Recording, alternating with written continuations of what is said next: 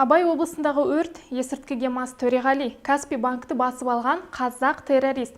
Елорданы жалмаған түтін. Соңғы айда ел басына не тумады? Баршаға сәлем. Сіздермен әдетінше мен Шолпан Сағадат. Бастамас бұрын арнаға жазылып, қолдау білдірулеріңізді сұраймын. Кеттік.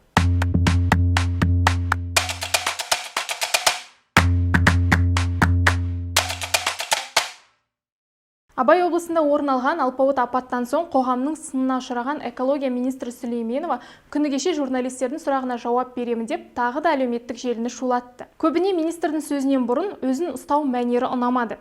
Келемеждеп, мысқылдап, журналистерді өзінен төмен санап, ақмақ көргендей болды деген пікір тарауда. Министр ел алдында жүргендіктен түр білдірмеу керек. Әрине қиын болар, бірақ лауазымына сай жауап беруді үйреніп, эмоцияны тым айқын көрсетпей, басуға тырысуға әрекет етсе, елдің сөзіне қалмасы анық. Өйткені олай болмаған жағдайда қызметте жасап жатқан ісімен емес, елдің қытығына келетін эмоциямен ел аузында болу бұйырады. Ал жоғары лауазымға бұл жараспас.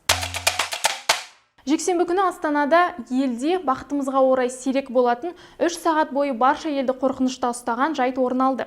30 жасар қазақстандық Каспий банкінің бөлімшесін басып алып, 7 адамды кепілдікке алды. Ішкі істер министрлігінің министр Марат Ахметжановтың ерлігі, операция барысы, басқыншы туралы ақпарат желіде тарап үлгерді. Бүгінде барша ел құлағдар болды.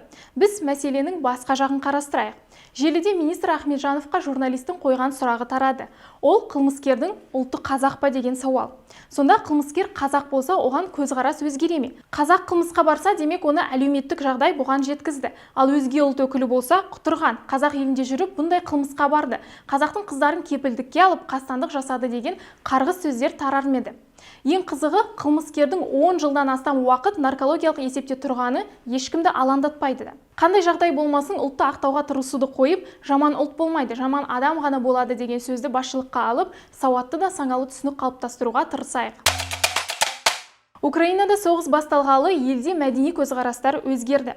Ресей билігін қолдайтын әншілерге қазақстандық қоғам қарсылығын ашық көрсетіп, көптеген концертті тоқтатқан еді. Өткен жылы Жара фестивалін тоқтатқандай, осы жылы қоғамның қалауымен ресейлік армияға қолдау білдіріп, жақында ғана украиналық танкіні істен шығарған әрбір ресейлік сарбазға миллион рубль беремін деп мәлімдеме жасаған Григорий Лепстің концертін тоқтатты. Бір қызығы, құны 50 мыңнан басталатын билеттің 90% сатылып үлгерген. Әлеуметтік желінің сөз бостандығының күші қандай екенін кішігірім кейс арқылы болса да тағы көріп отырмыз.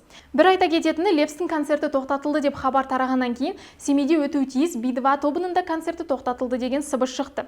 Нақтырақ айтсақ, сыбыс емес, ол жаңалық Семей әкімдігінің Instagram парақшасында шыққан, бірақ аз уақыт ішінде жойылды. Аталған топ соғыс басталғалы бері Ресейдің саясатын қолдамайтынын айтып, Ресей билігіне қарсы шығып отырғандардың бірі. Сонымен қатар 14 маусымда Астанада өткен концерттерінде топ мүшелері Семейде өтетін концерттен келген гонорарды Абай облысында өрттен зардап шеккендерге жібермек болған. Көп кешікпей әкімдік жауабын берді. Олардың айтуынша, бұл ұсыныс жергілікті мәслихат депутаты Эльвира Жунусовадан түскен.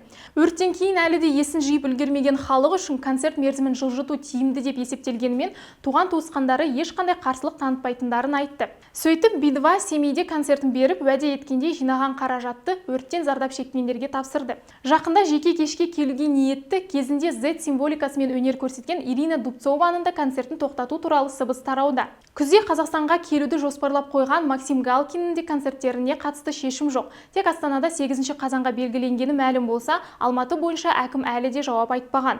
Оған қоса инагенттер тізіміне енген Земфира да жақында Қазақстанға келмек. Жалпы Қазақстан көрші елмен қарым-қатынасын ешқашан үзе алмайтынын түсінеміз. Сол себепті алда тек соғысқа қатысты ойы бейтарап әртістерге ғана рұқсат берілетін шығар.